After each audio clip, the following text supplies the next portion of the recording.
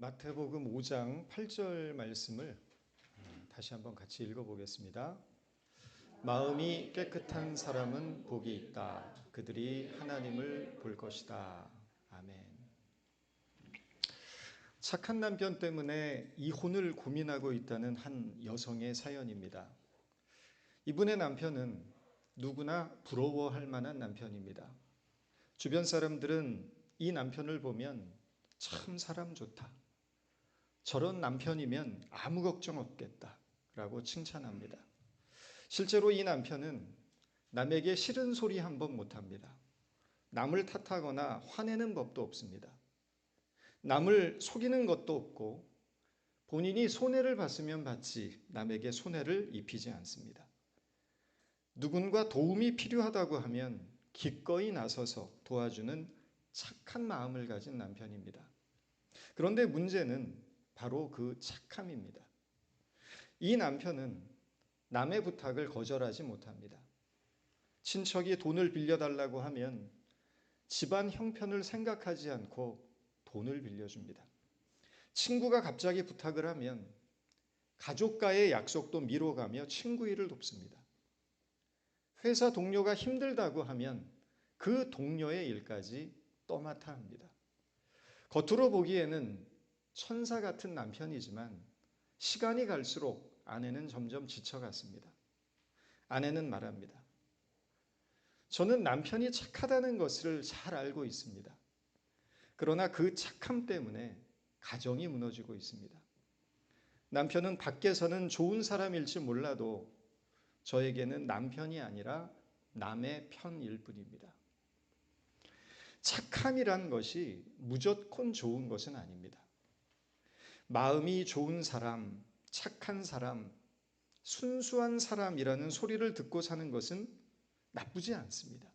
그러나 경계가 없는 착함은 다른 사람을 지치게 하고 결국에 가서는 자기 스스로에게도 큰 짐이 될 수 있습니다. 착하다, 순수하다라는 것만으로 어떤 사람에 대한 평가를 내릴 수는 없습니다. 사람에 대한 평가는 단순히 착한 것만으로는 매겨지지 않기 때문입니다. 그에게 분별력과 통찰력이 있는가? 책임감이 있는 사람인가?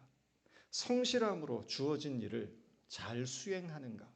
맡은 일을 잘 처리할 수 있는 능력은 있는가? 이런 여러 가지 기준들을 가지고 점수를 매길 때 그 사람에 대한 종합적인 평가가 가능한 것입니다. 중요한 결정을 내리는 위치에 있는 사람이라고 하면 그 기준은 더 엄격히 요구됩니다. 착하다, 순수하다는 이유로 중요한 일을 맡겼다가는 그를 따르는 사람들 모두가 큰 어려움에 처할 수도 있습니다. 무엇이 옳고 그른지에 대한 분별도 없이 우유부단하고 부당한 일을 개선해 나갈 수 있는 능력이 없다고 한다면 그는 자격이 없는 사람일 것입니다.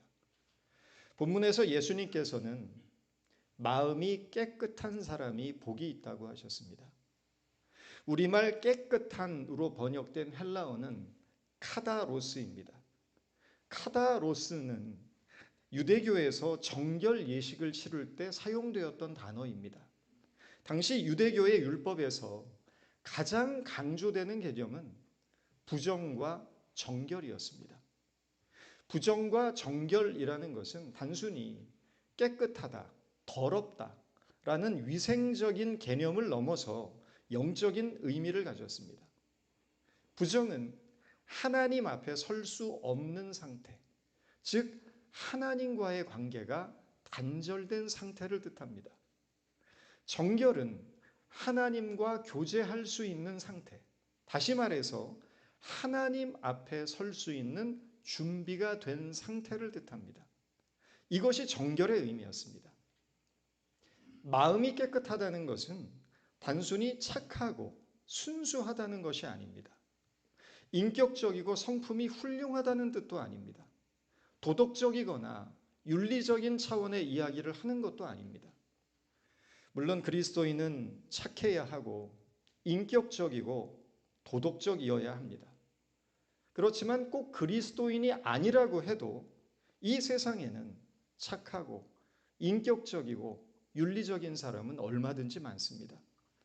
마음이 깨끗하다는 것은 혼합되지 않은 마음, 불순물이 섞이지 않은 마음을 뜻합니다.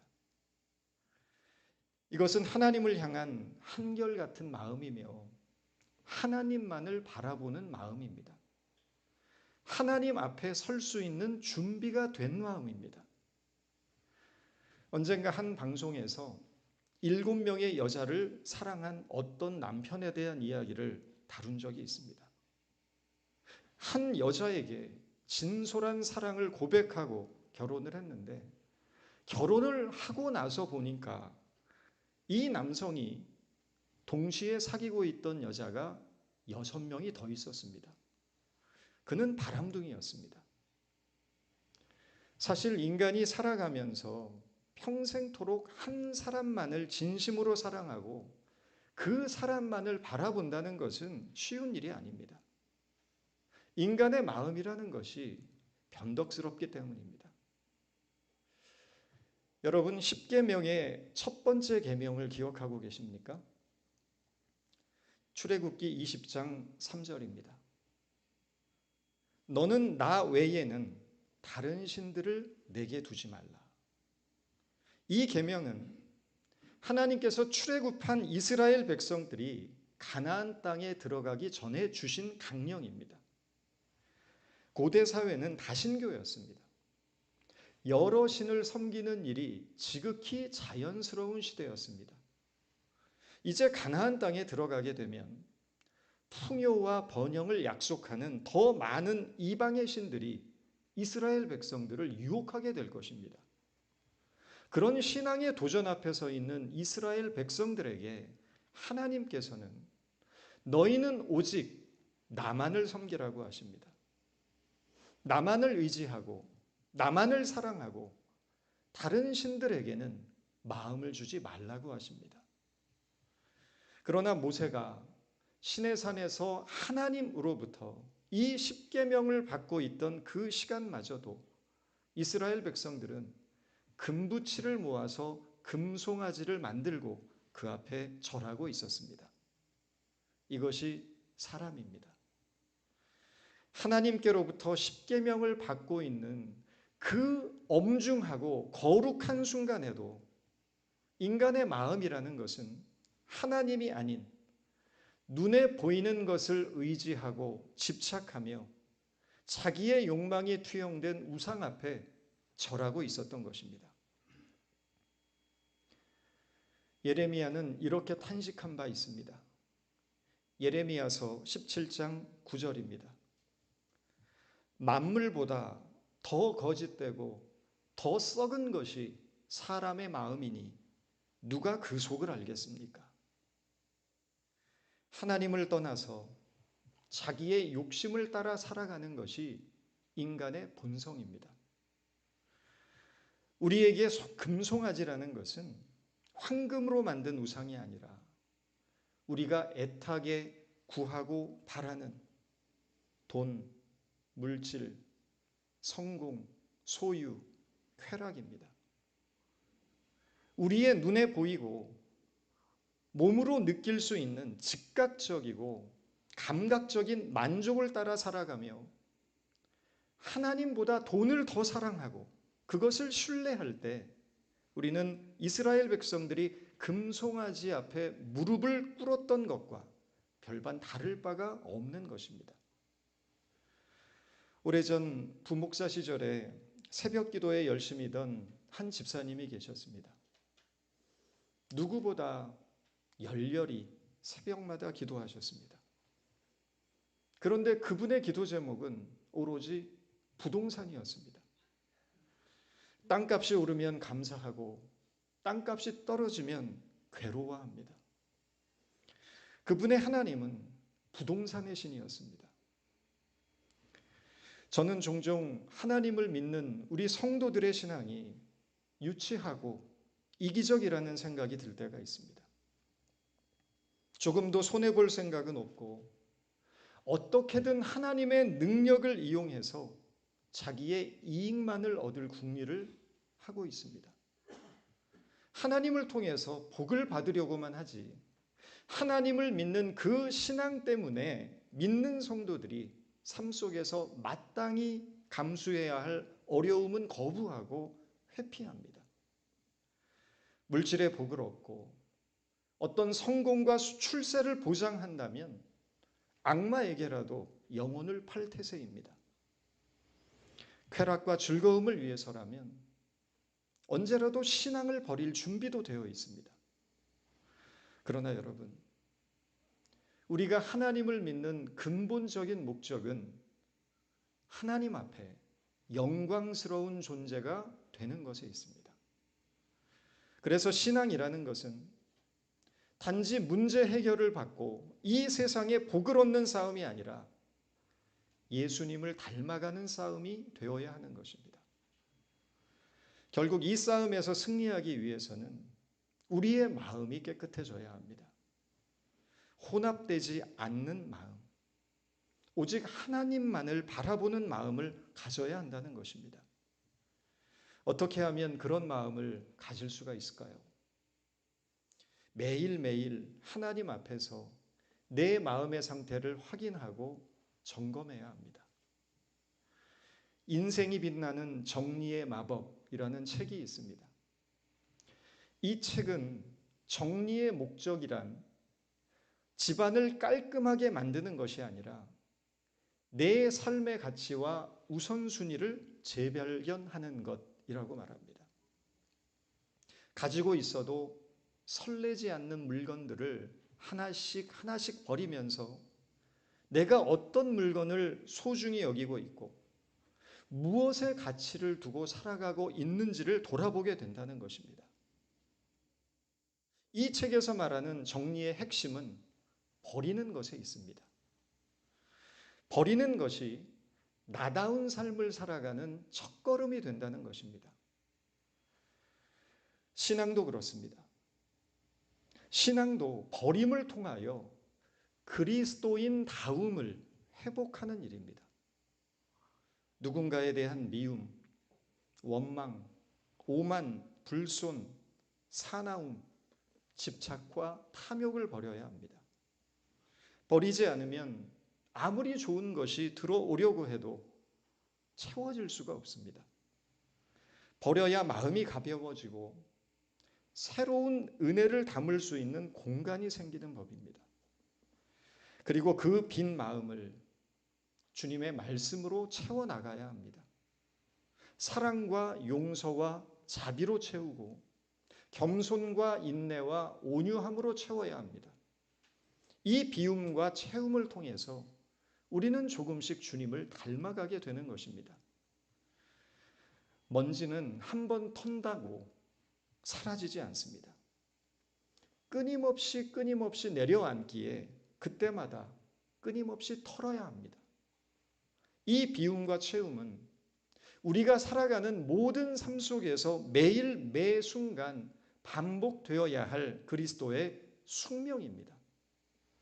매일매일 버리고 매일매일 채우는 것입니다. 이 훈련은 마음이 깨끗한 사람이 되어가는 비결입니다. 예수님께서는 마음이 깨끗한 자가 하나님을 볼 것이라고 말씀하셨습니다. 이 말씀은 거꾸로 뒤집어도 이해가 됩니다. 하나님을 바라보는 사람이어야 그 마음이 깨끗하게 되는 것입니다. 지금 우리는 무엇을 바라보고 살고 있습니까? 사람은 자신이 바라보는 것에 따라서 마음이 빚어집니다. 사람을 바라보고 세상을 바라보면 혼탁해지지만 하나님을 바라보면 순전하고 정결한 마음이 됩니다. 히브리서 12장 2절은 말합니다. 믿음의 주요 온전케 하시는 예수를 바라보자.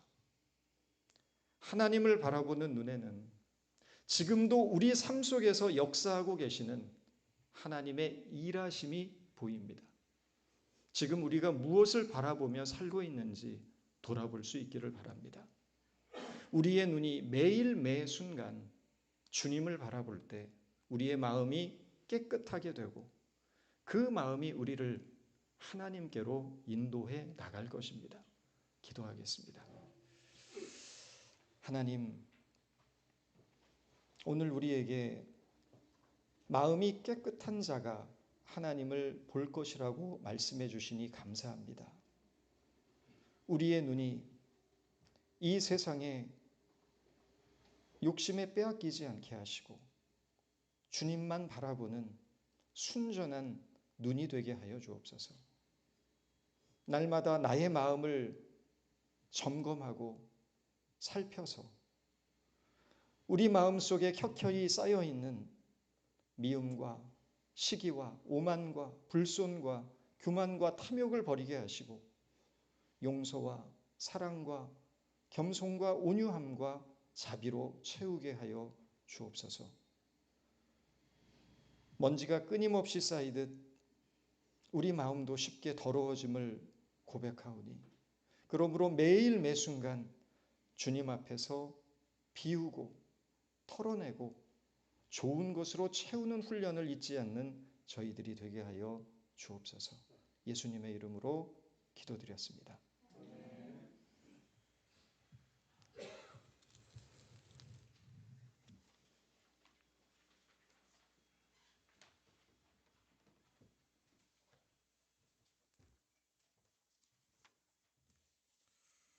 찬송가 258장 부르면서 우리 봉헌하시겠습니다.